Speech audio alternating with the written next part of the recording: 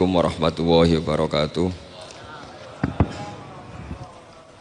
Bismillahirrahmanirrahim. Rabbi shrah li sadri wa yassir li amri wahlul 'uqdatam min lisani yafqahu qawli. Allahumma shalli wa sallim ala habibika Mustafaka Muhammadin wa ala alihi wa sahbihi asma'in, nama ba'du. Ingkang sangat kula hormati Kiai Haji Rasyid bin Abdul Ubab bin Maimun Zubair. Seteng mriki wonten kanca-kanca alumni, wonten Kiai Manan, wonten Kiai Sulhan, wonten Pak Sukron, Pak Mukhlisin, sedanten Kiai Abdul Jalil, Kiai Muslihan, wonten Gus Sobah, sedanten ingkang kula hormati. Ini mboten niat diskriminasi, tapi niki prioritas santri sareng. Nanti kula ngaji serius 20 menit. Niki kula seneng jejer Pak sinten Sukron deh. Niki Haji Nerian sareng Mbah Mun. Dia alumni yang pernah menyombongi Mbah Mun. Pertama beliau rawuh haji dolan tengen kula. Gus, Mbah Mun mbek kula jebule terkenal kula teng Mekah niku. Kok saged? Karena tiap wong Mekah ketemu kancane Sukron.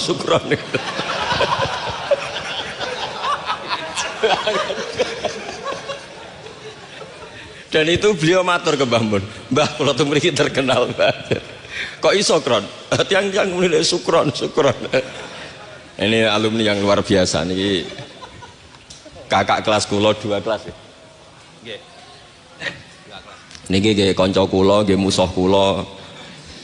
Tapi nak tengah akhirat pun mboten wani musuhi kula, pun benten kelas mungkin.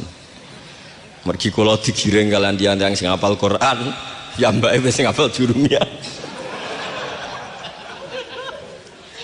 Mboten kelas ya, gimana tengah akhiran mboten. Tapi tak goleki pas ukurannya. Nggih. Goleki. Itu goleki mangke. Kula badhe matur serius sekitar 20 menit nggih. Kula suwun ini khususnya alumni, tapi tidak niat diskriminasi, sinten mawon boleh mendengar ini, karena yang tidak alumni pun kula yakin gadah mahabbah teng Mbah Mun. Kula kados Gus Rasyid nderek matur nuwun sanget doa jenengan teng Mbah Mun, teng Nyai Mastia, teng Nyai Fahima, teng Gus Kamil, teng sedanten Mas saya sarang. Kenangan-kenangan ingkang sae, ingkang musalsal ila Rasulillah sallallahu alaihi wasallam. Akhir-akhir ini Yai sering maos kitab Maslakut Tanassuk. Niki kula waos langsung halaman 3. Niki wonten Kiai Abdul Manan, wonten Gus Rasyid. Niki kula gadah napa nggih? Gadah unek-unek, gadah karep supados apa yang ditanamkan Mbah Mun itu jangan sampai diriwayatkan kilan al-qila wal qal, tapi sampai pada titik mudawan, dibukukan. Saya berkali-kali dapat sanad ini, dan itu tidak hanya saya, semua alumni sarang, bukan hanya alumni Anwar saja, juga semua alumni sarang, karena tergabung di Madrasah Ghazaliyah. Mbah Mun ketika haji tahun 1421 dan 1422 Hijriah, niku beliau ngendikan dalam halaman 3 niku, wa qatin toba'a fi qalbi mimma fihi al-atharu thayyibah fi nafsi, maka nafil marrati tsaniyah bima fihi min takhmidil ainain ghamattu fiha ainayya wa qultu la ilaha illallah wa fi akhiril karat Muhammadur Rasulullah. Terus beliau ditalkin dzikir sama Said Muhammad di tahun 1422. Kemudian kitab ini dikarang, kula balen malih, kitab ini dikarang, beliau hanya punya harapan, dan itu dikarang tahun 1422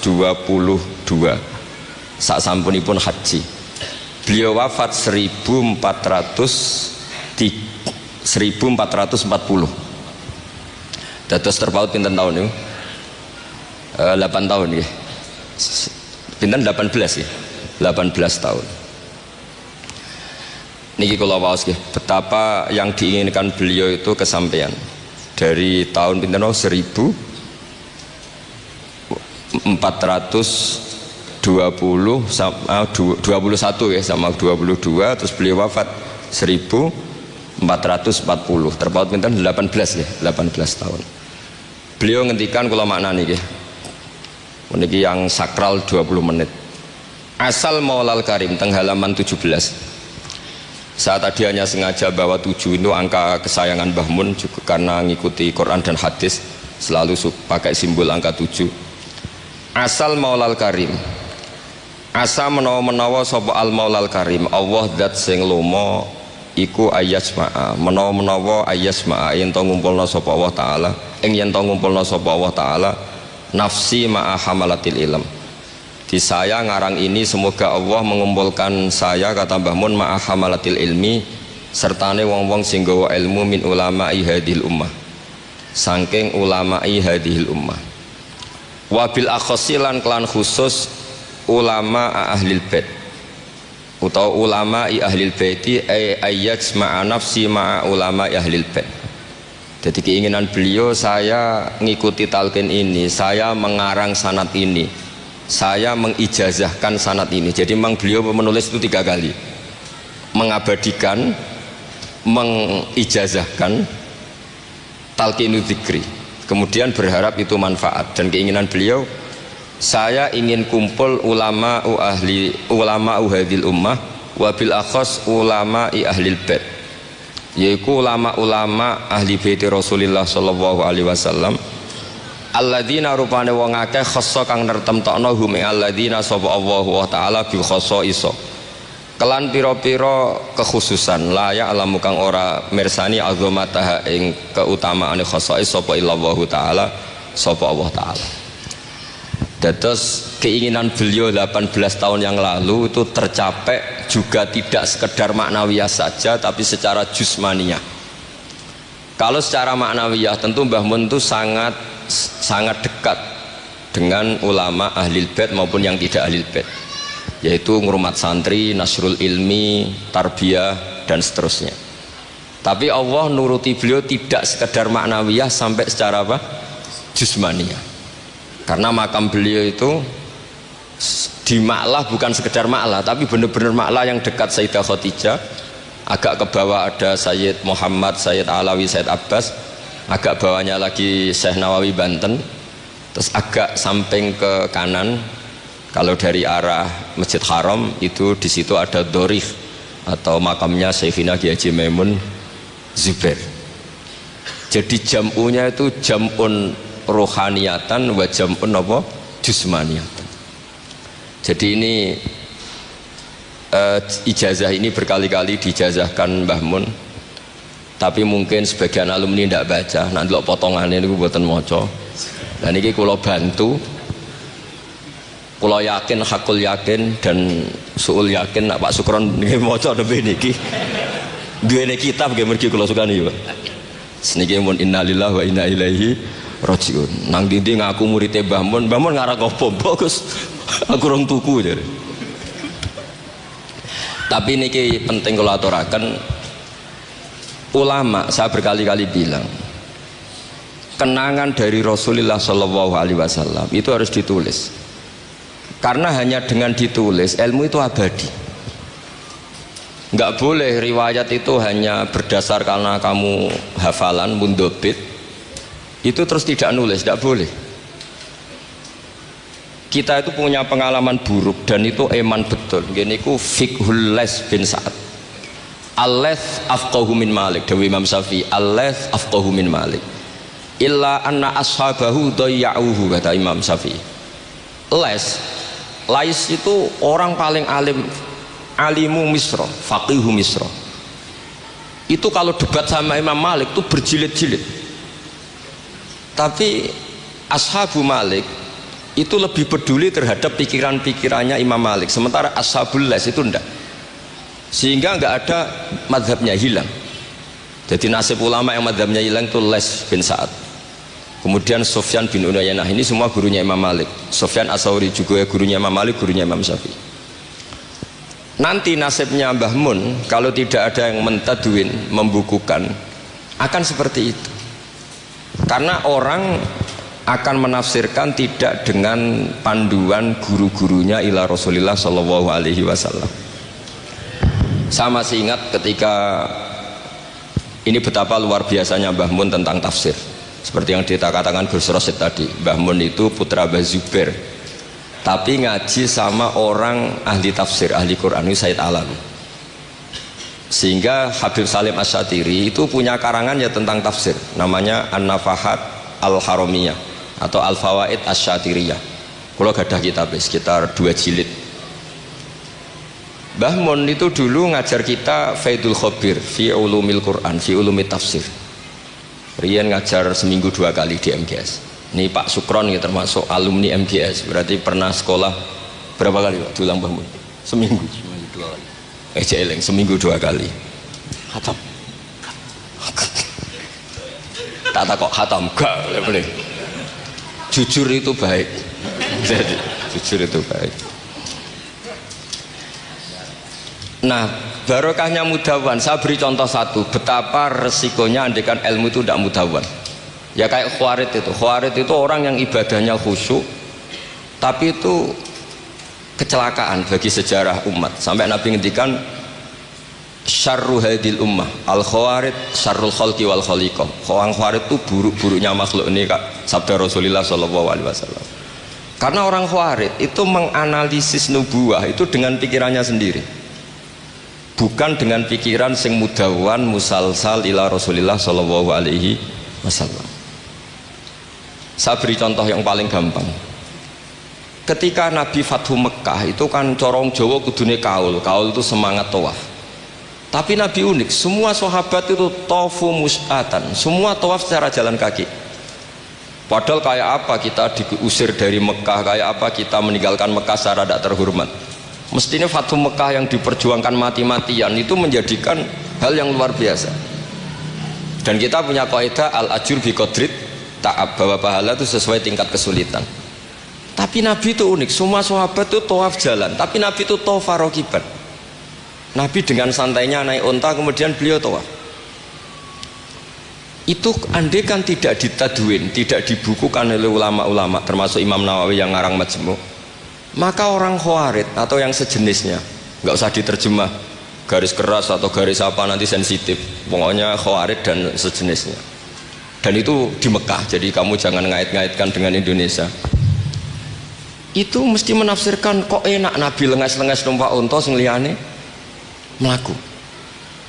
Tapi barokahnya tafsiran ulama itu dibukukan.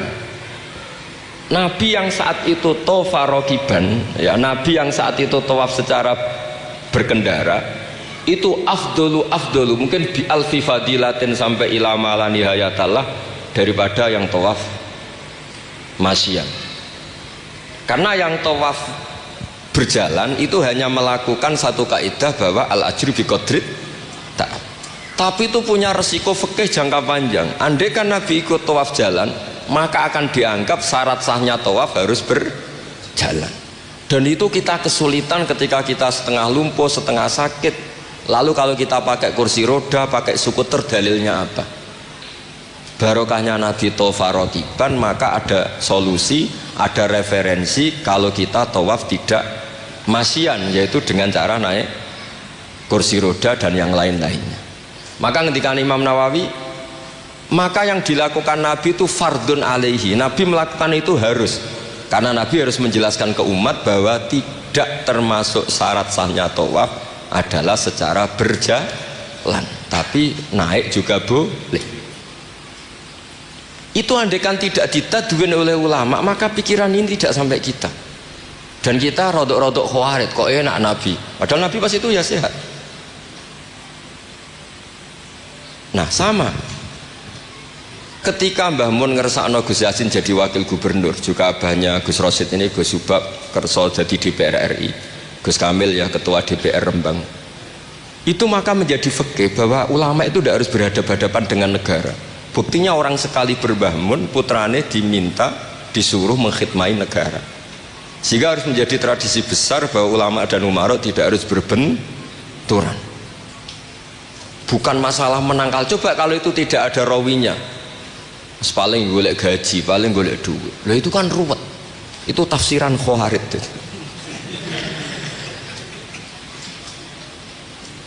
Jadi, saya itu punya sanad mutasil. Saya berkali-kali ketemu abahnya Gus Rasid, beliau juga guru saya, Gus Subab, semuanya. Itu ketika beliau menolak, itu Mbah Mun maksa. Gus Kamil dulu pertama disuruh jadi DPR, ya menolak, sampai pernah transit di dalam saya di Jogja itu 3 hari. Dan Mbah Mun akhirnya sampai duka, harus mau. Tapi lama-lama kita tahu bahwa beliau ingin menyelamatkan Indonesia, bahwa Indonesia nggak perlu dipertentangkan antara ulama dan Umar. Nah, itu harus terus. Karena kalau kita ingin versi tertentu, pasti Indonesia itu chaos. Chaos itu ya chaos lah. Huru hara. Kalau huru hara terjadi safkut dima, pengaliran darah. Yang dosa kita. Makanya Mbah Mun sering cerita ke kita. Saya tidak pernah bilang saya ke kita. Semua santrinya levelnya sama, karena sama-sama dengar. Bedanya lali beeling gitu, Dok. Ambek paham sama tidak paham itu, Dok. Sebetulnya saya ingin bilang saya, karena saya berkali-kali khassoni bidzalika syekhuna, tapi kita semua sama lah, sama-sama mutawatir sama. Fiqhus siyasah atau fiqhul imamah atau fiqhul khilafah, terserahlah bahasa sampeyan. Itu juga harus diwariskan. Sehingga dulu sampean tak ceritani, dulu yang semi-semi Khawarij itu ya sudah banyak. Wah, Nabi itu harus ngomong akhirat terus, masa Nabi jabat. Oke, dari segi jabatan itu duniawi, kesannya buruk karena jabatan itu duniawi. Tapi kalau dibalik, atardo ayyaku nasolihu tahta yadidz zalim. Kue ridho kalau orang-orang yang nggak sholat, nggak cewek, nggak istinja mimpin wong soleh. Jadi harus dibalik, harus membolehkan orang soleh yang mimpin orang dolim. Jangan dibalik, wong soleh pokoknya yang masjid kabeh wiridan kabeh dipimpin wong dolim hanya karena kamu mengharamkan politik. Jadi orang itu harus ngerti. Makanya ketika beberapa nabi itu harus kita tahu, ada nabi yang ngaji terus kayak Nabi Yahya, Nabi Isa.